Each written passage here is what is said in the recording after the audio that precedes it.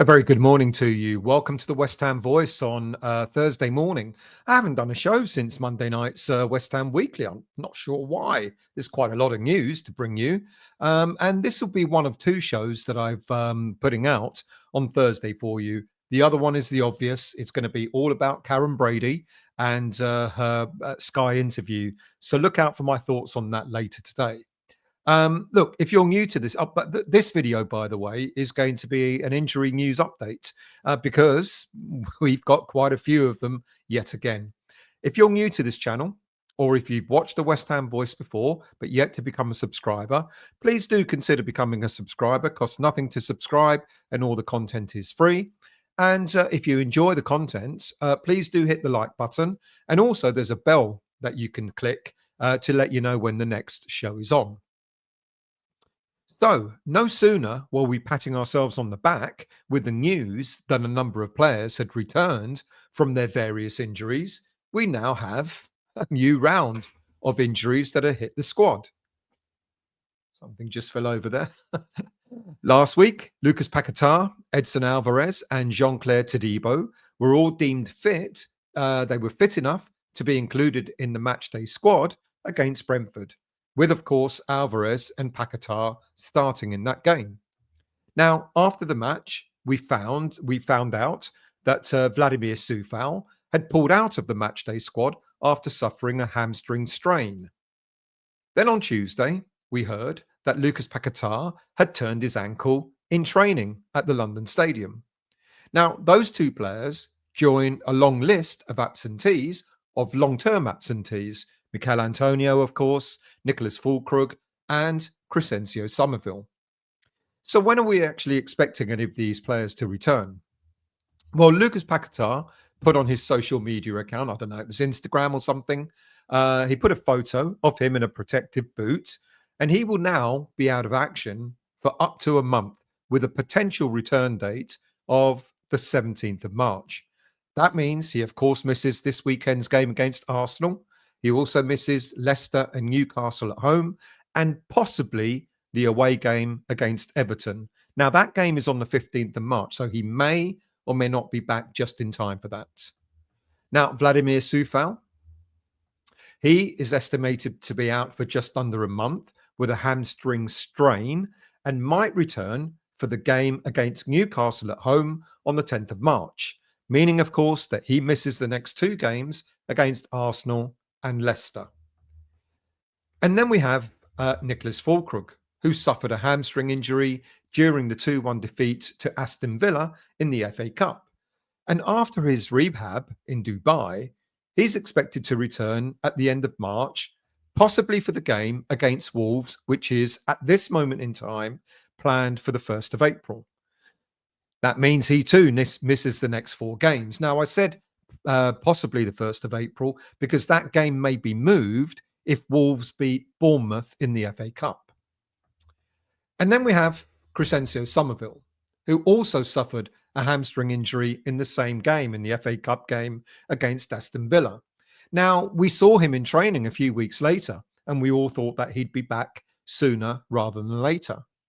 However, he's still not available as he suffered a new hamstring tear during training. Now, it's not known whether the tear was on the same hamstring that he pulled or not. Again, he's also estimated to be returning at the end of March, beginning of April. So he may also be available for the game against Wolves if it's held on the 1st of April. And then we have Mikel Antonio. Now, he was discharged from hospital 3 weeks after his car crash, where he sustained a broken leg and had surgery on his lower limb fracture. It's suggested that Antonio is determined to be available for selection before this season is over. Look, I'm going to be honest with you. Fair play to the man for being back in the gym, trying to get himself fit, etc. But you could see from that photo, he's doing mainly upper body training. And I don't know, would he put any pressure on either a broken leg or on his lower limbs at this stage? Look, a lower limb fracture can take anything between 4 to 6 months to recover. Is it possible that he could return before the end of the season? I'm sure it would be. I don't know what sort of state he would be in though. But fair play to the fact that he's even trying to achieve that target. So with all these absentees, who would replace these players in the squad?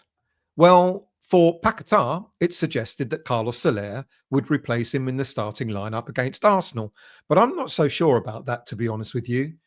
Now, if you tie in the loss of Fullkrug and Antonio as well, all players up front, Potter has also used Paqueta, Bowen, and Kudus up front as well. But with the arrival of Evan Ferguson, I think possibly that the loan signing will be the player that will start up front against Arsenal this weekend.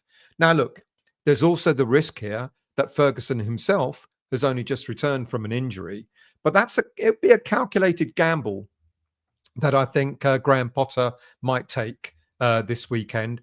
And instead of starting Soler in midfield, which would probably mean playing Bowen up front, I think maybe he will go for Ferguson playing up front. As for Coufal, his injury may have had an impact on Potter's team selection against Brentford last weekend, when, to the bemusement of many fans, Dinos Mavropanos was called back into the starting lineup. This was before we knew that Coufal had an injury. I think if Coufal had been fit, it's very possible that we may have seen quite a different setup in defence against Brentford. Now, of course, many fans question why Jean-Claire Todibo didn't start against Brentford. But I think that Todibo, having just come back from a long-term injury himself, might have only been able to offer maybe 20, 30 minutes rather than the whole game. And I guess with the way the game was going, we didn't want to put on another defender. We wanted to put on more attacking players to get back into the game. So I think with Coufal missing against Arsenal, there's huge question marks against Mavropanos. And maybe with Todibo having trained, we saw him in training this week. With Todibo having trained, it's possible that he may be called back into the starting lineup. So what would the team look like against Arsenal? And this is not a preview of Arsenal, but just to give you an overview of what I think the team will look like. Areola in goal. I think where he can, Potter will play a back three. Now, you could put Mavropanos in that starting lineup with Todibo in the middle and Kilman out left. I'm thinking just maybe he will put Creswell on the left, start Todibo on the right, so he can play Kilman in the middle. I don't know if you remember my saying quite a few times now that in the last few games, barring the Brentford game, Kilman has started in the middle of the back three and he's looked assured, he's looked really comfortable, and we've looked better as a team defending with Kilman there. So there's a chance that with Todibo being match fit, that he will start on the right side, and there's a possibility that Aaron Creswell will start in the back three on the left side. And then, of course, you've got Aaron Wan-Bissaka, and I'm actually going for Ollie Scarles out on the left-hand side. I think he demonstrated yet again in the game against Brentford that he's probably ready for a start. Now, it's a toss-up for me between James Ward-Prowse and Thomas Souček alongside Alvarez. Now, many people believe that Souček was taken off because of lack of pace, etc., and I get all that. But I think he was taken off because he was on a yellow card against Brentford. But I don't know of those two who would start.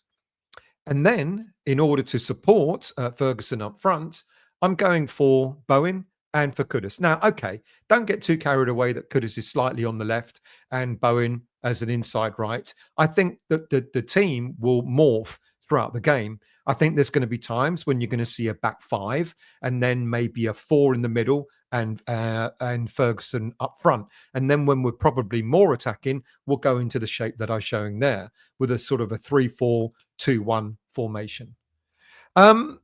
These injuries are bad. I mean, you've got to question what's going on with our training, because we seem to have picked up an awful lot of hamstring injuries under the new coaches, under Potter and his coaches. Maybe there are training methods that are happening that probably put a lot more pressure on the hamstrings than they have done before. But it's a concern either way. Look, We need points. We know that. All these players being out injured doesn't help.